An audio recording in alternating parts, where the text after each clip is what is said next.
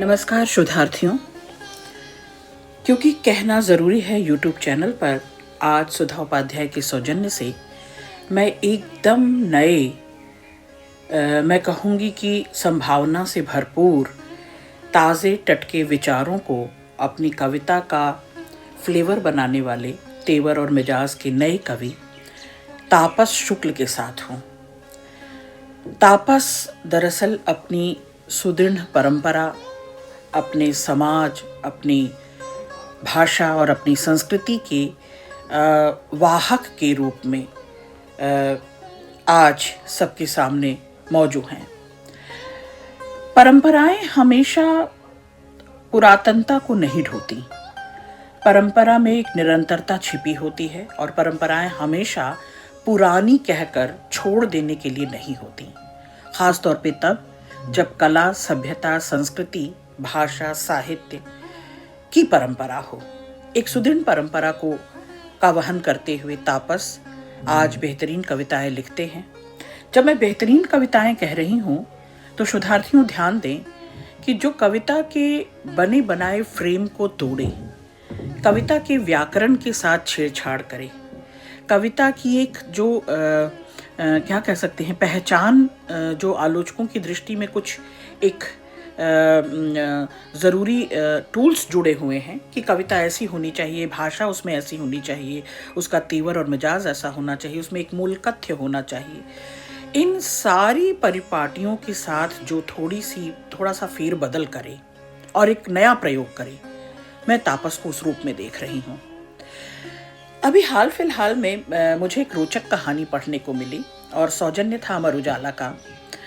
लेखक थे मेरे अग्रज, मैं इन्हें भाई कहती हूँ, राजेंद्र शर्मा जी, जिन्होंने ये आलेख लिखा और उसे पढ़ने के बाद ही मैं बेचैन हो गई कि क्यों न सदी के महत्वपूर्ण कवियों की श्रृंखला में तापस को शामिल किया जाए और जो नए लोग लिख रहे हैं, जो कविता के मिजाज को बहुत अंतरंग तरीकों से और अपने ही सलीके से देख सुन रहे हैं और उनकी अभिव्यक्ति की बानी जो है, या मैं कहूँगी कि उनकी शैली ही बिल्कुल अनूठी है, उन्हें भी इस श्रृंखला में शामिल किया जाना चाहिए।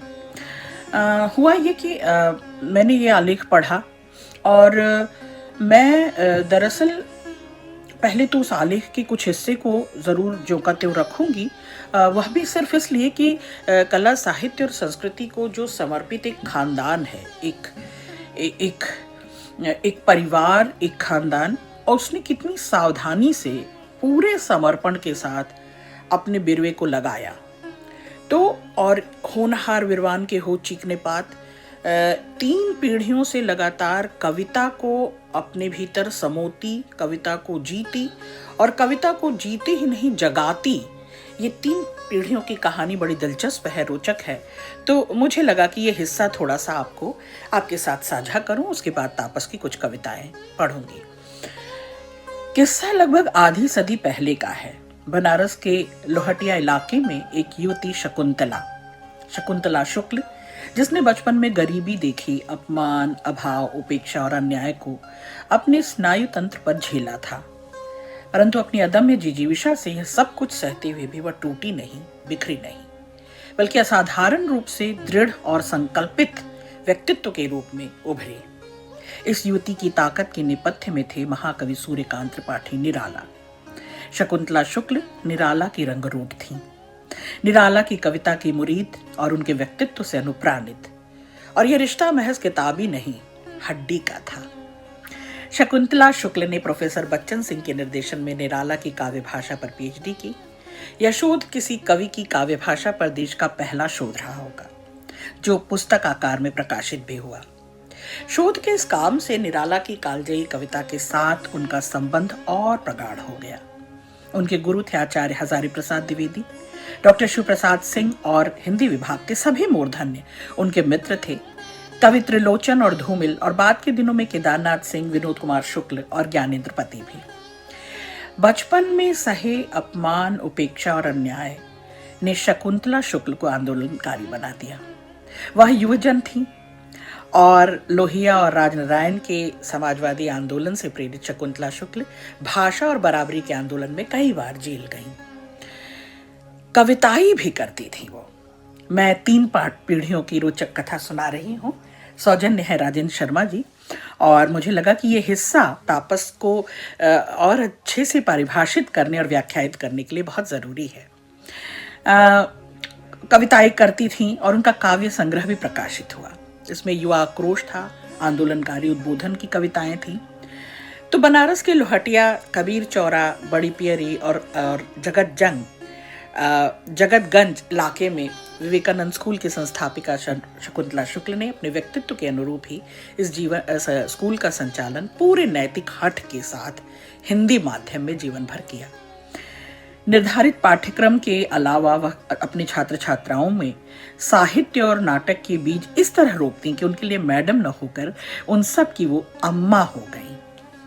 अपने घर आंगन में साहित्य की परंपरा को सहेजने वाली शकुंतला शुक्ल जीवन भर यही कामना करती रही कि उनके बिरवे में उनकी रोपी परंपरा अनवरत रूप से समृद्ध होती रहे। इसी कामना के चलते उन्होंने अपने एकमात्र पुत्र व्योमेश को छुटपन में ही निराला के अनगणित गीत और मुक्त छंद की अनेक रचनाएं नाटकीय आरोह अवरोह में सुनाई और याद करवाई। जाहिर है कविता की पिलाई या घुट्टी और इसका असर उनके पुत्र व्योमेश शुक्ल पर भी हुआ, जो आज कवि हैं, आलोचक हैं, अनुवादक हैं और रंग निर्देशक के रूप में राष्ट्रीय क्षितिज पर ख्यात हैं। व्योमेश के अब तक 2 कविता संग्रह फिर भी कुछ लोग और काजल लगाना भूलना ये प्रकाशित हो चुके हैं। व्योमेश शुक्ल को अंग्रेजी के अखबार इंडियन एक्सप्रेस ने अपने एक सर्वेक्षण में देश के 10 सर्वश्रेष्ठ लेखकों में शामिल किया। हिंदी की समाचार पत्रिका इंडिया टुडे ने भारत के सामाजिक सांस्कृतिक दृश्यालेख में परिवर्तन करने वाली 35 शख्सियत में इन्हें चयनित किया। व्योमेश शुक्ल पिछले 10 वर्षों से महाकवि सूर्यकांत त्रिपाठी निराला की लंबी और चर्चित कविता राम की शक्ति पूजा का नाट्य मंचन कर रहे हैं और इस सिलसिले में लगभग 2 लाख किलोमीटर की यात्रा पूरी कर चुके हैं।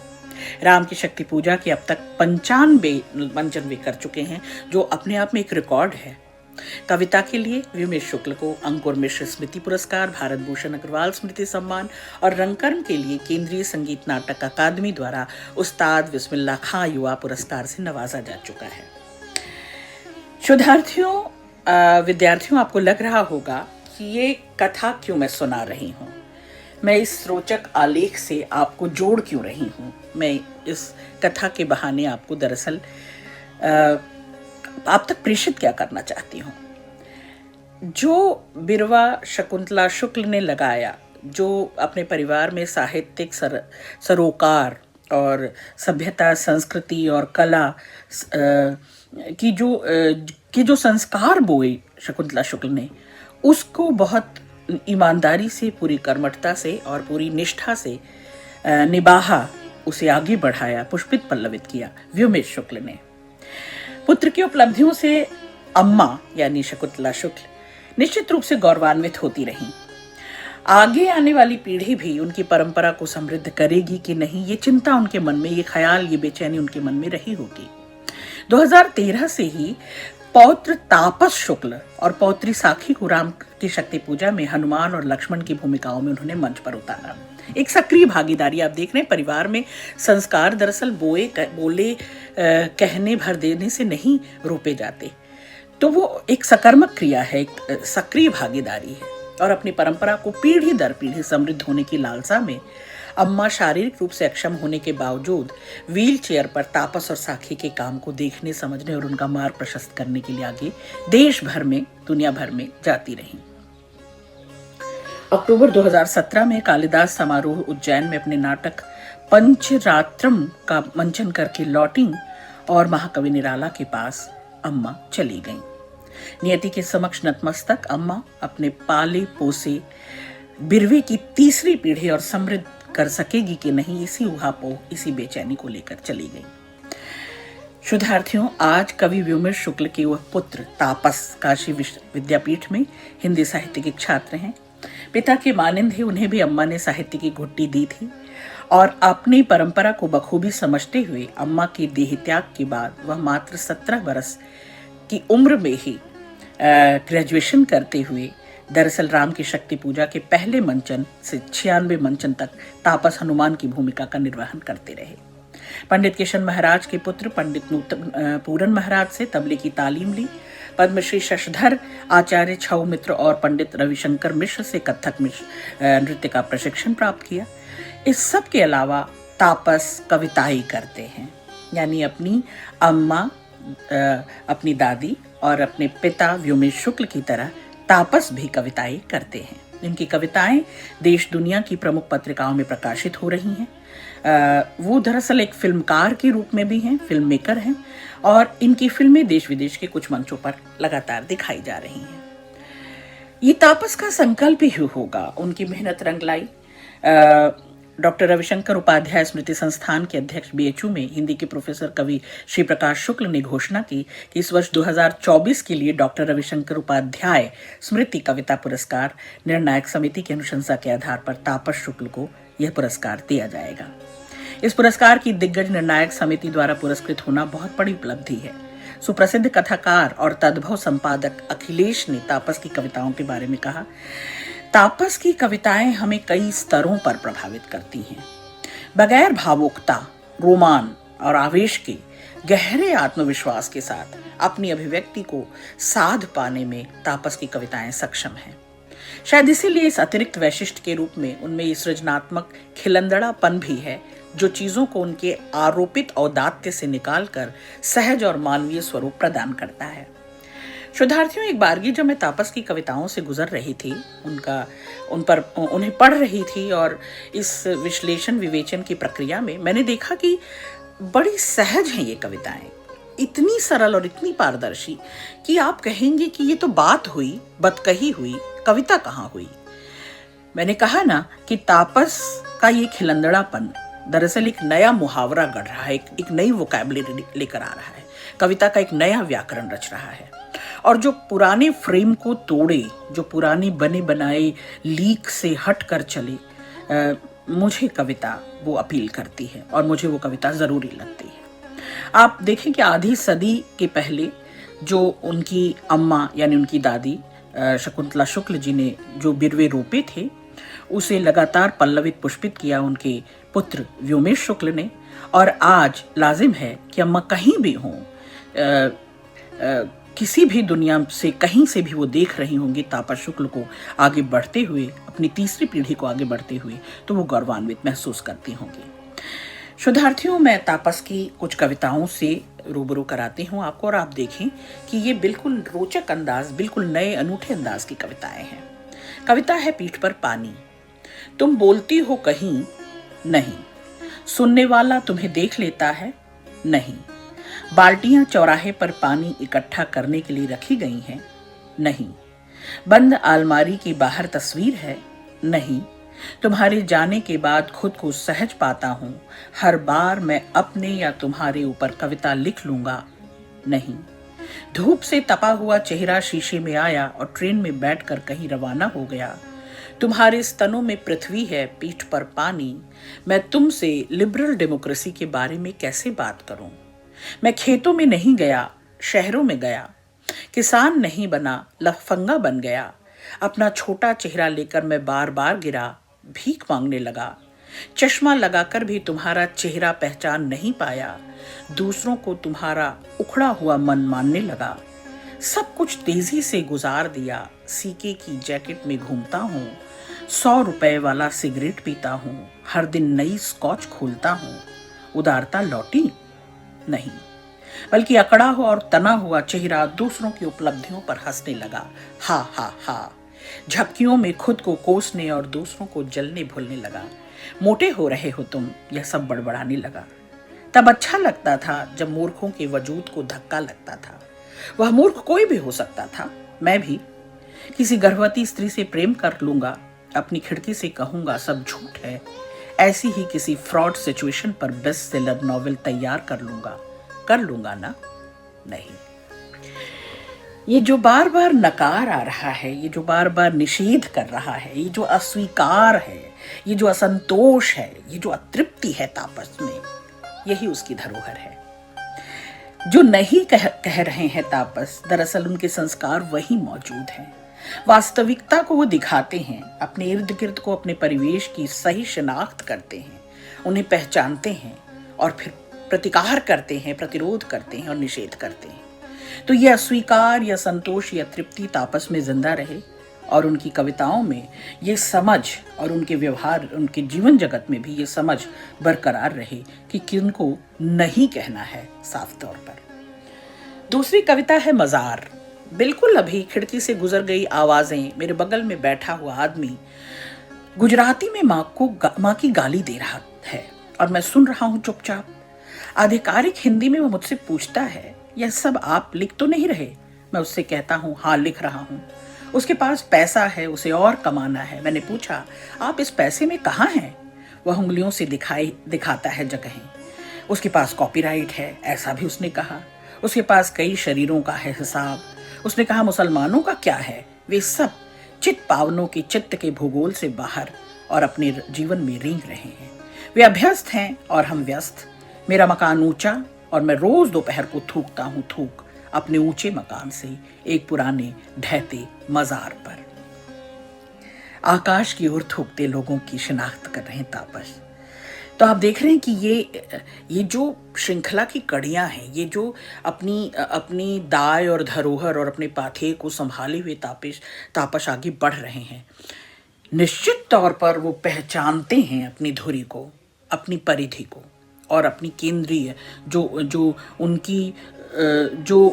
उनकी विरासत है, जहाँ से वे जुड़े हुए हैं, जो उनका सोर्स है। तापस उसको बहुत अच्छी तरह से पहचानते हैं।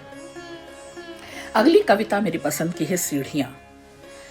सीढ़ियों से गिरना मेरा पसंदीदा काम था। छुटपन से ही सीढ़ियां पुकारती और कहती, आ गिर, आ चढ़ नहीं। आप देख रहे हैं, तापस का मुहावरा ही अलग है। वो कविताएं उनकी बिल्कुल इसी तरह से है। इसीलिए मैं कहती हूँ कि उस चरमराते ढांचे को वो लगातार सुराख कर रहे हैं, तोड़ रहे हैं। आखिर बड़ा मजा आता था। फिर मैं जैसे तैसे बड़ा हुआ, सब भूल भाल गया। सीढ़ियों की याद आई तो यह भी याद आया कि वे बूढ़ी हो चुकी होंगी। सीढ़ियां जो आपको उन्नयन देती हैं, जो आपको ऊपर चढ़ाती हैं, जो आपको सहारा देकर ऊपर चढ़ाती हैं, जो आपके विकास मार्ग में सहायक होती हैं, आपके चढ़ने और बढ़ने में सहायक होती हैं, उन सीढ़ियों की बात तापस नहीं भूलते। उन पीढ़ियों को, उन सीढ़ियों को तापस नहीं भूलते। अपने उद्गम को, अपने स्रोत को, अपने जीवन स्रोत को नहीं भूलते। और यही खूबी है तापस की, और यही एक ईमानदार कवि की पहचान होती है। सब भूल भाल गया, सीढ़ियों की याद आई तो यह भी याद आया कि वे बूढ़ी हो चुकी होंगी। अगर उन पर गिरा तो शायद उन्हें चोटें आ जाएं। वो खेल जो बचपन में अपनी सीढ़ियों के साथ, अपने बड़े बूढ़ों के साथ, अपने बुजुर्गों के साथ, अपने जीवन स्रोतों के साथ तापस को जोड़े रखती थी। तापस कहते हैं कि उनसे उठने का काम मैंने लगातार किया, उनसे आगे बढ़ने का, उन्नत होने का काम मैंने लगातार किया। लेकिन अब जब उनकी याद आती है, मुझे तो लगता है कि वे अब कमज़ोर पड़ रही होंगी, वो जर्जर हो रही होंगी। अब मैं अगर गिरा, क्योंकि मैं तो बढ़ गया, मैं तो ऊपर चढ़ चुका, और अब मैं अगर गिरा तो वो चरमरा जाएंगी, टूट जाएंगी। तो कहीं ना कहीं इसकी चिंता, अपने अतीत की, अपने इतिहास की, अपने गौरव की चिंता तापस को बड़ा बनाती है। 2-3 छोटी छोटी कविताओं ने मेरा मन मोह लिया और उनका उल्लेख यहाँ होना चाहिए शोधार्थियों, क्योंकि ये हाइकू तो नहीं है, लेकिन ये 3-3 पंक्तियों की, 4-4 पंक्तियों की एक बड़ी कैनवास, बड़ी संभावना की कविताएं लगती हैं मुझे। ये जीवन के अलग शेड्स को लिए हुए हैं। 2-3 छोटी छोटी कविताओं को मैं जरूर देखूंगी। आदमी, हर आदमी कभी न कभी बेचारा हो जाता है, जैसे फटा हुआ जूता। बेचारा।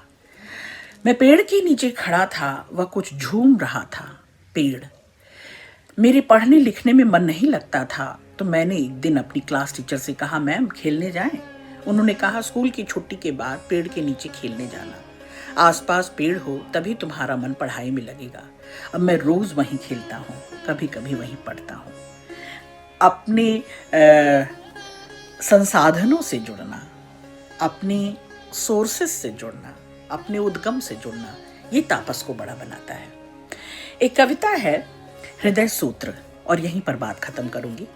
छोटी दुर्घटनाओं का बड़ा किस्सा बनकर या हल्की लाल चुनरी का पर्दा जिससे दिखता नई दुनिया का चरित्र। चौखट पर फेंका हुआ दयनीय शरीर, हाथों का कुंडा और हंसी की सिरकनी, हरी तख्ती पर रखा छोटा हाथ सेकता पैरों के पंजों को, उल्टा लटका नाखून, माथे पर काला तिल मानो स्वर्ग की बिंदी। शहर का आधा रास्ता रुका हुआ है, भागता आदमी, भीगती आंखें, होठों पर पसीना, प्रतीक्षा का आडंबर और पुरानी खटिया। ये तापस की स्मृतियों का सैलाब है। ये उनकी सुधियों का संग्रहालय है। ये उनके जीवन स्रोतों से उन्हें जोड़ता है।